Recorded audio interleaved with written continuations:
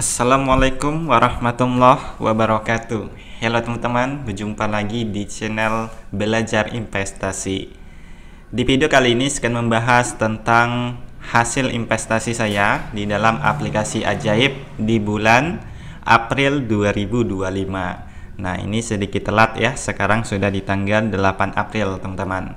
Dan bertepatan juga dengan hari kerja bursa ya, setelah libur lebaran. Nah, di sini bisa kita lihat langsung saja teman-teman ke menu portofolio ya. Seperti biasanya, di sini masih merah-merah semua seperti ini ya. Yang mana di sini total kerugiannya sekarang mencapai minus 44,80% atau sekitar minus 84 juta rupiah. Yang mana dari kesemua saham saya di sini semuanya mengalami kerugian ya, warna merah seperti ini teman-teman. Dan di sini untuk persentase kerugian terbesar lagi-lagi masih di saham Sebat ini ya. Yang mana ini saya mempunyai 250 lot. Harga ketika saya membeli kemarin 50 ya. Kemudian harga saat ini tinggal Rp1. Yang mana di sini total kerugian saya yaitu minus 98% atau sekitar Rp1.225.000. Dan ini nilai investasi ini tinggal Rp25.000. Dan untuk saham Sebat ini itu tidak bisa untuk saya jual ya teman-teman.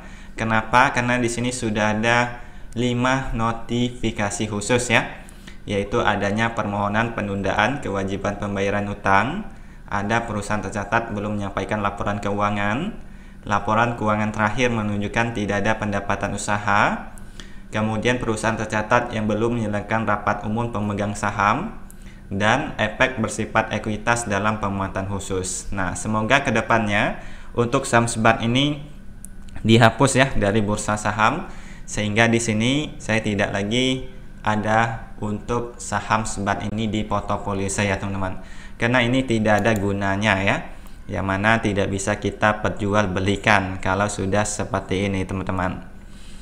Oke, selanjutnya untuk persentase kerugian terbesar dalam bentuk uang itu ada di saham Sido ya. Nah, di sini saya itu mempunyai 1.299 lot, yang mana harga rata-rata saat saya membeli kemarin yaitu Rp772, sedangkan harga saat ini tinggal Rp535. Di sini investasi terbesar saya itu saham di Sido ini ya teman-teman. Saya investasi 100 juta, namun total saat ininya tinggal 69 juta. Yang mana di sini saya mengalami kerugian minus 30,74% atau minus Rp30.851.000. Nah, tetapi di sini untuk saham Sido ini saya itu untuk investasi jangka panjang ya teman-teman. Jadi nggak apa-apa kalau sekarang harganya lagi turun seperti ini teman-teman, karena harapan saya beberapa waktu ke depan itu harganya akan naik lagi ya, sehingga saya mengalami keuntungan. Nah, untuk saham Sido ini menurut saya masih bagus ya untuk jangka waktu yang panjang. Bisa kita lihat dari performanya di sini masih bagus, bahkan di sini dia menduduki di peringkat 1 dan juga 2 ya untuk performa. Namun untuk valuationnya di sini masih sedikit kurang ya. Untuk harganya di sini masih tinggi 4,8 teman-teman untuk PBP-nya ya. Nah, namun untuk saham Sido ini itu bagus untuk jangka waktu yang panjang teman-teman. Kenapa? Karena untuk saham Sido ini itu rutin membagikan dividen ya. Bisa kita lihat di Core Action ini teman-teman. Nah, ini di tahun 2024 kemarin dia 2 kali membagikan dividen ya, yaitu di bulan Mei dan juga bulan November teman-teman. Kemudian di 2023, ini 2024, 2023 juga membagikan dividen. Begitupun 2022. Jadi rutin ya membagikan dividen.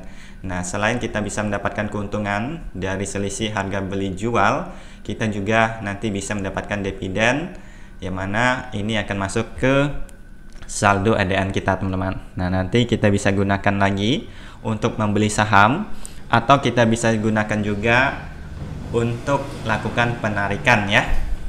Oke, sekarang itu lagi crash ya untuk bursa saham teman-teman. Bisa kita lihat di menu indeks ini ya. Nah, jadi tidak hanya terjadi di saham Sido saja, namun di seluruh sektor saham sekarang lagi mengalami penurunan ya. Bisa kita lihat grafik dalam 1 bulan terakhir saja itu di IHSG di 6 ribuan, sekarang sudah menyentuh di harga 5.900 ya.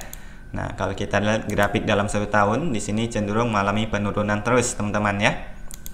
Tuh, semoga tidak mengalami penurunan yang dalam. Semoga nanti IHSG akan naik kembali ya, sehingga saham-saham saya ada kemungkinan harganya akan naik juga, teman-teman. Oke, kita masuk lagi ke menu portofolio ya. Nah, di sini ada juga yang kedua, yaitu ada di saham bank ini ya. Di sini saya mempunyai 99 lot. Ketika saya membeli kemarin 2.600, sekarang harganya di 795 ya. Yang mana di sini saya mengalami kerugian minus 70,25% atau setara dengan minus 18 juta rupiah, teman-teman. Nah, ini untuk harga sahamnya itu juga mengalami penurunan ya. Oke, namun untuk saham bank ini itu tidak bagus ya untuk jangka waktu yang panjang. Untuk Bank Aladin Syariah ini, teman-teman, bisa kita lihat dari case statistik. Untuk performanya di sini minus seperti ini semua, teman-teman. Nah, ini saya kemarin salah membeli saham Bank Aladin ini ya. Saya kemarin beli asal-asalan saja, teman-teman, tidak melihat dari performa. Nah, bisa kita lihat ya, di sini minus. Kalau minus seperti ini itu sangat tidak bagus, teman-teman. Oke, kemudian coba kita lihat di menu keuangan finansial. Nah, kalau kita lihat di sini untuk profit marginnya juga minus ya. Artinya perusahaan ini itu mengalami kerugian, teman-teman. Tuh, sangat sayang sekali ya. Saya kemarin banyak membeli saham di Bank Aladin ini, teman-teman. Begitupun untuk dalam dividen. Nah, di sini tidak pernah memberikan dividen ya untuk saham Bank Aladin ini. Kalau kita lihat dari profil Bank Aladin ini itu masuk ke bursa saham yaitu dari tahun 2021 kemarin, lebih tepatnya di bulan Februari ya. Nah, coba kita lihat grafiknya. Wow, ketika baru masuk itu di harga 139 ya, dan melonjak di harga 3.400, bahkan menyentuh di harga 3.900 ya. Namun beriring berjalannya waktu di sini harganya terus turun terus sampai sekarang tinggal 795, teman-teman. Nah, ini kemungkinan tidak ada harapan lagi ya untuk harganya naik ke 3.900, teman-teman.